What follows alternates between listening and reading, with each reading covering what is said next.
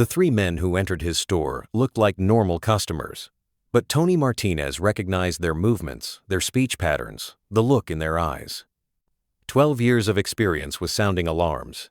These men were drug dealers. Welcome to the last stand.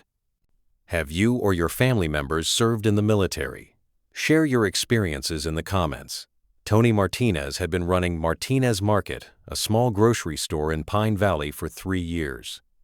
He was 43 years old, medium height, dark-skinned, with a friendly face. The townspeople called him Honest Tony. Pine Valley was a small town in Montana. Population 500. Everyone knew everyone. Tony's market was the heart of the town. Everyone shopped there and chatted. But Tony had unnoticed qualities. When talking to customers, he listened very carefully. Not just chatting, he was constantly gathering information. Who was friends with whom, which families had problems, where the kids hung out. Tony's most noticeable feature was his security obsession. His store had a professional camera system. Night vision, motion sensors, remote access.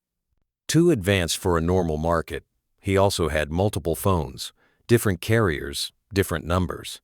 He explained them as business phones, but nobody needed 4 phones. The strangest part was a special bag he kept under the register. Nobody knew what was inside. Tony constantly checked it, as if it contained something very valuable. Despite being 43 years old, Tony's physical condition was excellent. He jogged every morning and exercised behind the store. He could carry heavy boxes by himself. His movements were also different. Very careful, constantly scanning the environment, like someone expecting danger. Normal store owners didn't act this way. He was also a very good observer. He memorized license plate numbers, tracked customers' habits.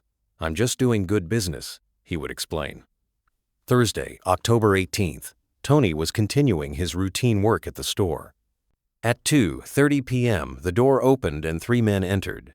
At first glance, they looked like normal customers, ages 25-35, dressed casually. But Tony's eyes caught the details. First man. As soon as he entered, he tried to locate the security cameras. Second man. Kept his hands in his pockets, acting nervous. Third man. Didn't have the local accent, came from somewhere else. Tony recognized these behavior patterns. But from where? While the trio browsed the store, Tony was watching them. They appeared to be shopping, but they were actually looking for other things. The first man asked Tony, "Where do young people usually hang out in this town?" It was a strange question. Why would a tourist be interested in teenagers? The second man, "Are there any entertainment places here in the evenings?" There were no entertainment centers in Pine Valley, just 2 bars, that's all. The third man asked the most critical question. "Are the police very active here? Do they patrol often?" This question triggered Tony's alarm. Normal people don't ask about police patrols. Tony analyzed these 3 men. Something felt familiar. Their movements, constantly alert, scanning their surroundings.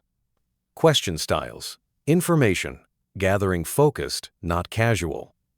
Target demographic, young people, entertainment places, police presence. Alarm bells were ringing in Tony's mind. He had seen these behavior patterns before, but where? When? These men were involved in drug business. But how did Tony know this? When the men left the store, Tony followed them. They had parked a black SUV outside town. Tinted windows, out-of-state plates. Tony took photos from a distance, then continued following them. They were touring strategic locations in town. The high school, youth park, sports field, constantly taking notes, photographing. Tony was now certain. These men were scouting the town for drug distribution. But how would he deal with this situation? That night, Tony located the motel where the men were staying. Pine Valley Motel, the town's only accommodation. Tony went to the motel at 2:00 a.m. He checked their vehicles, learned their room numbers. He was using professional surveillance techniques. But where had he learned this information?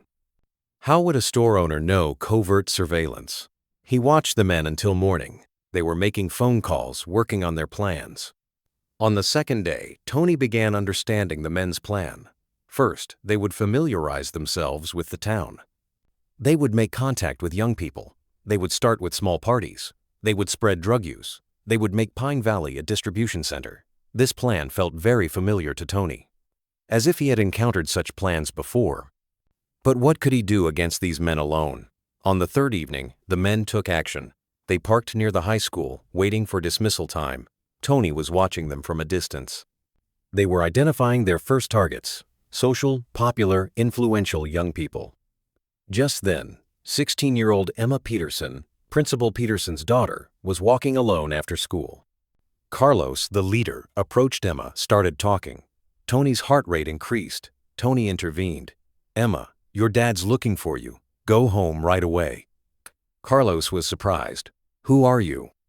"I'm the store owner." "I know, Emma. We were just asking for directions." Tony looked into Carlos's eyes. "You're not the kind of people who need to ask for directions." Carlos perceived Tony as a threat. "What do you mean by that?" Tony stayed calm. "Pine Valley is a small town. We notice strangers." Miguel, the second man, approached. "Is there a problem, Carlos?" Tony didn't back down. "No problem. Just giving advice. If you don't have business in this town, it would be good if you left." Carlos laughed. "Who are you to give us orders?" "I'm just a town person. We protect our children." Diego, the third man, also joined. Now Tony was facing 3 men. Miguel started pushing Tony. "Hey, old man, don't mess with us." Tony accepted the push but was ready. His body language changed. He took position. Carlos noticed. "This guy's different. The way he stands, the way he looks." Tony's stance was that of a professional fighter. He had taken a defensive position, calculated exit routes. Miguel threw his punch. Tony reflexively deflected it, grabbed Miguel's arm and put him on the ground. The movement was very fast and professional. It was over in 3 seconds. Carlos and Diego looked in shock. "Who is this guy?" Tony said in a calm voice. "Stay away from our town. This is my final warning." Carlos reached for his gun, but Tony was faster. He grabbed Carlos's wrist, twisted it. The gun fell to the ground. "No drawing weapons in my town," Tony said. The movement technique was very professional, the movement style of someone trained as a federal agent. Diego tried to run, but Tony stopped him too. He had neutralized all 3. "Now listen, leave town within 24 hours, or I'll call the police." The men looked in shock. This wasn't an ordinary store owner. When the trio returned to the motel, Carlos was furious.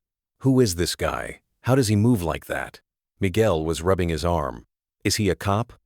"No, I know cops. This is different. He moves like a federal agent." Diego was worried. "Maybe we should cancel the operation." "No," Carlos shouted. "A store owner can't stop us. We'll handle him." "How?" "Tonight we'll go to his store. We'll talk to him. If he doesn't understand." Miguel checked his weapon. "I get it." At 11:30 p.m., Tony had closed his store, but he didn't go home. He knew there would be a confrontation. He was waiting at the store, preparing in the back room. He opened his special bag. It contained his old equipment: radio, night vision goggles, zip ties, and a DEA badge. Tony had made his decision. Hiding his identity wasn't working. At 12:15 a.m., he heard sounds at the store door. Glass breaking. The trio had entered. Tony put on his night vision goggles, gained the advantage. The men were looking for Tony in the dark. "Carlos, store owner, come out. Let's talk." Miguel: "We have guns. No need to resist." Tony moved silently. He took position between the aisles. Miguel was the first target. Tony approached from behind, applied pressure to the neck point. Miguel quietly passed out. Carlos and Diego noticed their friend had disappeared. "Miguel, Miguel, where are you?" Tony changed his voice and answered, "I'm here." While Tony was hiding between the aisles, he targeted Diego. Jumping over the shelf, he pounced on Diego. After a brief struggle, Diego was also neutralized. Carlos was alone and shouting in panic. "Who are you? Come out." Tony turned on the store's speaker system. "I'm DEA Agent Antonio Martinez. You're under arrest." Carlos was shocked. "D? There's a DEA agent here?" "I infiltrated cartels for 12 years, Carlos. I know your type very well." Carlos tried to escape, but Tony had already locked the doors.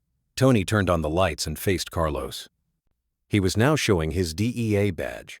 Agent Antonio Martinez, DEA.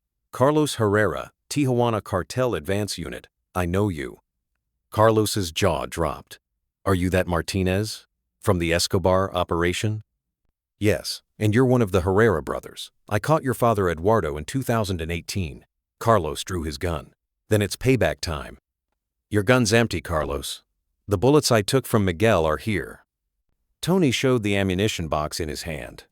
Carlos attacked Tony in rage, but Tony was ready. 12 years of undercover experience, countless cartel confrontations, professional combat training. He easily parried Carlos's attacks. Then he counterattacked. After a 3-minute fight, Carlos was on the ground, bound with zip ties. Tony opened his radio. This is Agent Martinez. 3 targets apprehended. No backup needed. Martinez, you're in witness protection. Not anymore. Pine Valley is my assignment. In the morning hours, DEA teams came to Pine Valley. Agent Sarah Chen took over the operation. Tony, excellent work, but you violated protocol. Sarah, these kids are my responsibility. I had to protect them.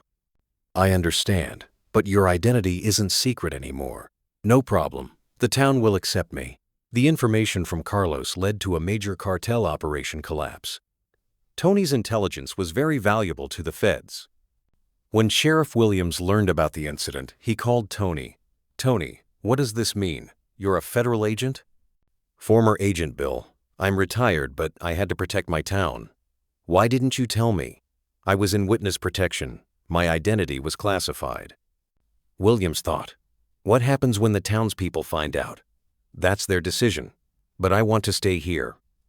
When the news spread, the townspeople's reaction was mixed. Some were shocked. Tony was a federal agent. Incredible. Some were scared. Does he have other secrets? Some were angry. He lied to us. But most were supportive. Tony protected us. He's our hero. Especially the parents of young people were very grateful. Emma Peterson's father thanked Tony. You protected my daughter from those men. We owe you. Tony made a statement at the town meeting. I had to hide my past, but I love Pine Valley. This is my home.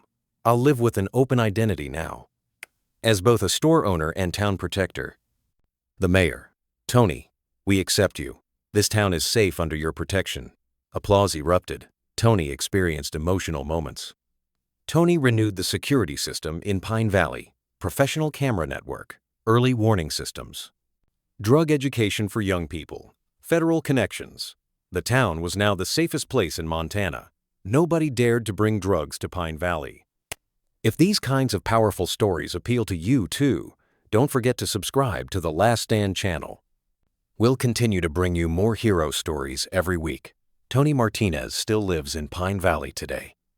He serves as both a store owner and town security advisor, and he still carefully observes his customers because he knows danger can come at any moment. Tell us in the comments, do you know someone in your life who is quiet but strong like Tony? We want to hear their stories. And if you think more of these stories need to be told, hit that subscribe button. The DEA spirit never disappears. It just waits, and when the right moment comes, it begins to protect.